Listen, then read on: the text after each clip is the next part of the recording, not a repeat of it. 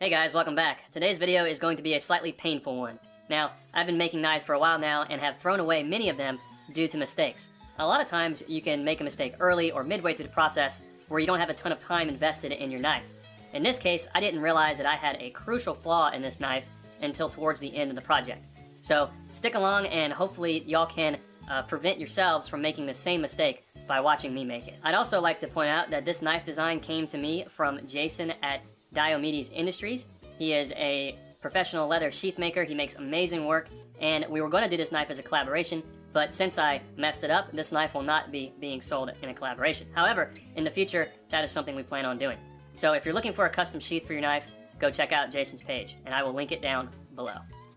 Yeah guys, so this is the nicest knife that I've ever made that I won't be selling. So this is kind of where I started off with my problems. I originally measured out a nice distance for that lanyard hole, and then I tightened up that measurement closer to the end of the knife, and that will come back to haunt me later on in this build. But as y'all have seen so far, I've cut out the design, I have drilled in a 3/16 of an inch hole for my sharpening choil, and then I have filed in my jimping on the spine.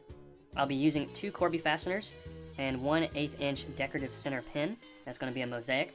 So on each of these Corby fasteners, I'll be drilling a number 13 hole. I'll drill an 1/8 of an inch hole in the middle, and then my lanyard tube is going to be a 1/4 of an inch.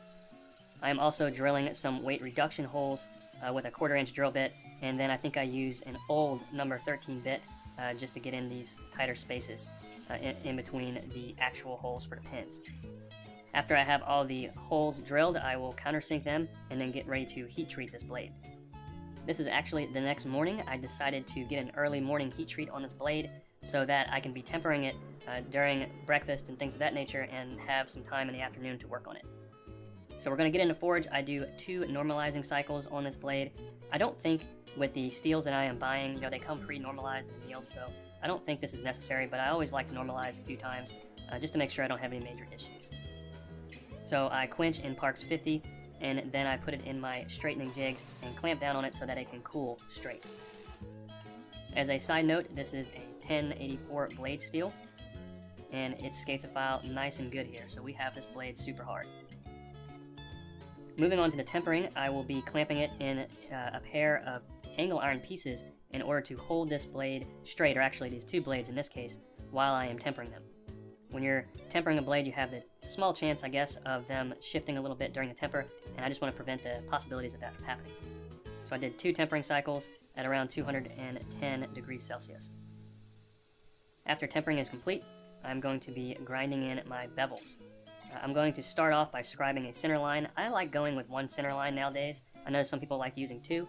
Whenever I use 2 parallel lines, I find that I end up with an edge thickness that is too thick. So I get 1 center line, and then I'm going to be using my 45-degree jig here to make sure that I nail that center line so my edge is right down the middle of the blade. This is kind of a slower process using this jig, but I really like it because this sets up success for the rest of your grind. If you get this wrong and then you continue on with your bevels, you'll have pretty messed up bevels moving forward. But if you get this part right and have that edge right down the center, it makes the rest of the process easier. So I grind down to pretty close to that line, and then I'm just cleaning up the spine with a 200 grit belt. And I like cleaning up the choil area and all of the spine areas of the knife to about a 220, or in this case a 320 grit finish before moving on. I'm then going to put it on my surface grinder and work the finish up from a 280 grit gator belt, and I take a big step here straight to a 400 grit cork belt, and it actually worked out pretty good. You can see I was getting a little warm, so I sprayed down the blade with some water to make sure that it stayed cool. I loaded up this 400 grit cork belt with some green buffing compound, and then we get after it. And it actually, just in a 2-step process of 280 to 400, produced a very nice finish on this blade. More than finished enough for a stone wash, which is what we'll be doing. I wanted to note that I didn't go straight to the surface grinding because by using that 45-degree jig, I would have messed up the surface finish. So I went to the 45-degree jig first, got down to my center line, and then moved on to the surface grinding attachment. Now that we have the flats of the blade finished, we will start working on our bevels. To do this, I start off with a 60 grit ceramic belt, and I work my bevels towards the spine. I do this by knocking down the peaks, and then slowly applying pressure towards the spine of the knife to work that entire bevel downwards. I get it pretty close with a 60 grit belt. I want to have around an 1/8 to a 1/16 of an inch of spine left there, or material left between the top of the bevel and the spine before I move on to the next belt. So I'll get both sides to a 60, and then I'll move to a 120 grit J-Flex belt after this. The J-Flex belt will allow me to hang the belt over the side of the platen and get a radius in my plunge lines. It is with the 120 grit belt that I really try to dial in the symmetry in my plunges. On the 60 grit, I still try to get them fairly close, but when I move to a 120 grit, that's when I try to get them way closer. Getting them close with the 60 grit gives you a little bit of grace when you're moving on to this 120 grit belt. If they're way off with the 60 grit, it's going to be harder getting them in line with the 120. After that, I moved on to a 220, and that's what you see here. What you just saw me do is, and it could be superstitious, I don't know, but I ground one side of the blade and got that plunge line dialed in, and then I took the belt off, flipped it around, so that the same side of the belt is grinding the other plunge line. I don't know if that makes that big of a difference. I've heard people say that it does, so I gave it a shot here. And my results were fairly good. I did gum up the finish once or twice, and that's why I went back with the hand sanding real quick to make sure that my flats were nice and ground to a 320 grit finish. So this is my DIY etching machine that I built off of Chris Crawford's plans. I have a full build video of this etching machine, but you can also see written plans on his website. I have it in DC etching power, and I will be hitting it about 12 times on DC power for 1 second holds. You can see here that gives me a fairly deep etch, but it's a little bit messy. To clean it up, I hit it with a little WD-40 and lightly give it one pass on the Scotch-Brite belt. If you have a brand new Scotch-Brite belt, it may take some of the darkness out of your etch, and that may not be desirable, so be careful. This Scotch-Brite belt is very old, so that is not a problem. After that, I put it in the acid, and I leave it in there for about 2 minutes, take it out, clean it off with steel wool, and then put it back in the acid for 2 more minutes, take it out, clean it off with steel wool, and I do that about 5 times. Once I have that process completed, I'll make sure to coat the entire blade with baking soda, and then put it into my tumbling jig. People ask me a lot about what type of media I have in this jig, and it's really nothing fancy. These are just pebbles that you would buy at a home and garden store. I stole them from some of my wife's decor. So you can use whatever rocks that you have on hand, even some ceramic tumbling media that may work better, but the rocks seem to do a pretty good job here. So this is our final stonewash finish. We'll start working on the handles. These handles are going to have 2 liners. It's actually 3 layers, but one of those liners comes as a 2-tone liner. So it's going to go black, white, black, and then we're going to be using some laminated wood. I got this laminated wood from makermaterialsupply.com, and they call it Dymilux. The laminated wood comes in 1/4 inch pieces, but once everything is said and done, these are around 3/8 of an inch. I clean up the flats roughly on the belt sander, and then I bring the liner material down to the wood. After we get the liners flush with the scales, we will head over to our granite surface plate here, or this is actually a sink cutout, and we will flatten the scales using a piece of sandpaper. In this case, this is a 120 grit piece of sandpaper. We'll then clamp the scales together with our knife as a drill template and start drilling our holes. Like I said earlier, we will be transferring through these number 13 holes for the Corby fasteners. Without using a backing board, I found that the number 13 holes had some blowout on the back end. And since we're going to be countersinking these holes with Corby fastener heads that are 1/4 inch, those 2 holes aren't a big deal. However, the center hole and the lanyard hole would have been more of a big deal if they had blowout. So I used a backing board for both of those holes, and it did not have an issue with a significant amount of blowout of the back of the scales. After we have our holes drilled, we will start cutting out roughly the shape of our handle. We'll get it cut out on the Bauer bandsaw here from Harbor Freight, and then move over to the 2x72 to clean us up to the line. I mentioned this in one of my previous videos, but I'm trying to get closer to this line when making knife handles because it provides less work to do after the glue up. So we get close all the way around, and then we grind in a 45-degree angle for the front of our handle scales. I start off with a 60 grit belt to get close to my final dimension, and then move up to a 220 grit belt to knock off the bulk of those heavy scratches. Having liners and a knife make this process easy, because in this case I am grinding up to the end of the white liner. Once I'm done with the grinder, I will move on to hand sanding the front of these handle scales to a 1000 grit finish. To do that, I chuck them up in my new pipe vise. I've really been loving this little vise, and you'll see later when I am working on the handle the different angles that I am able to get with this vise versus my old knife vise. If you're interested in a pipe vise, I'll make sure to put the link to this one down below. It seems to be a fairly good value for the money.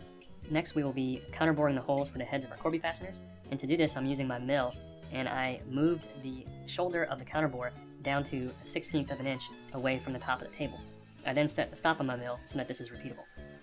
I went and I counterbored all 4 of the holes for my Corby fasteners.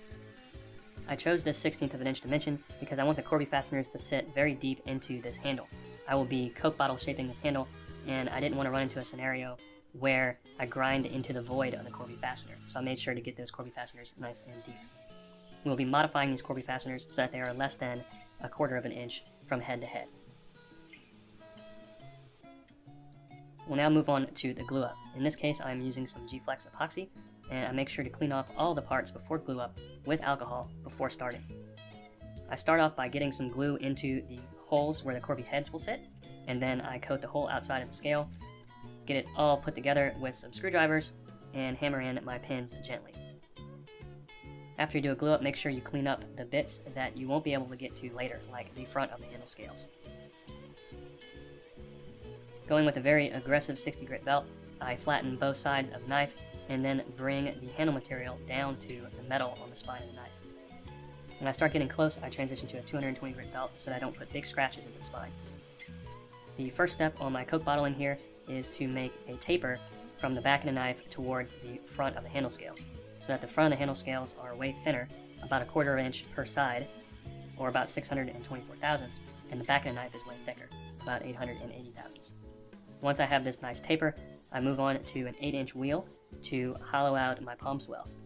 This is the first time I've used a large wheel for this operation, and I actually recently got this 8-inch wheel in my shop.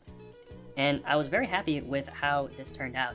Using a larger wheel allows you to contact more of the radius, and you don't have to move up and down as much as I did with a 2-inch wheel. I felt like I was able to get both sides of the curve more symmetrical faster. Once I have the curvature put into my palm swell, I start knocking off the edges with the 8-inch wheel as well. I use this method for the bulk of the removal, and then I'll move on to a 1-inch scalloped J-Flex belt so that I can get some rounding going on the slack belt section. This smooths over the lines and it gives it a very nice feel in the hand. So that slack belt is a 220 grit belt, so I start with a 320 grit paper. I'll move up to a 600 grit paper and then finally to a 1000 grit paper on this specific knife. It was around this time that I start noticing a small crack towards the lanyard tube on this knife, and it was a fairly devastating moment once I came to terms with this knife being subpar. So you can see here that I'm sharpening that section, and then it's just all hits you at once that this whole knife is pretty much a goner. Now I'll still be sending this knife to Jason at Diomedes as a prototype now, just so he can get a feel for it in his hands, but I would not recommend batoning with this knife in this condition. Unfortunately, this is a result of a mistake that I made early in the process by drilling the hole for my lanyard tube way too close to the edge. This is actually the first lanyard tube that I've ever put on a knife, and this is a painful lesson that I will never forget. By drilling it so close to the edge, the amount of wood around the outside of that lanyard tube is very minimum, and that is why it cracked. So I decided to finish this knife anyway. I got it up to a 1000 grit finish. I cleaned up the spine on the Scotch-Brite belt so that all of my scratches are going in the same direction.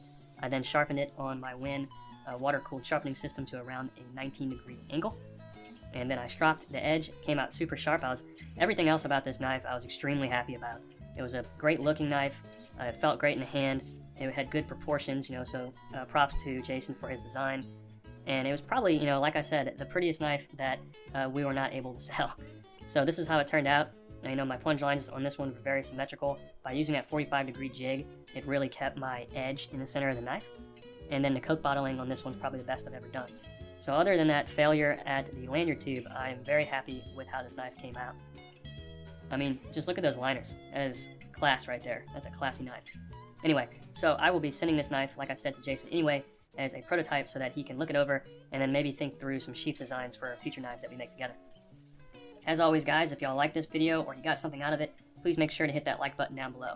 If you had problems with lanyard tubes in the past, or you have some suggestions for my next build, please hit me up in the comments. I make sure to answer every comment that gets put onto my videos.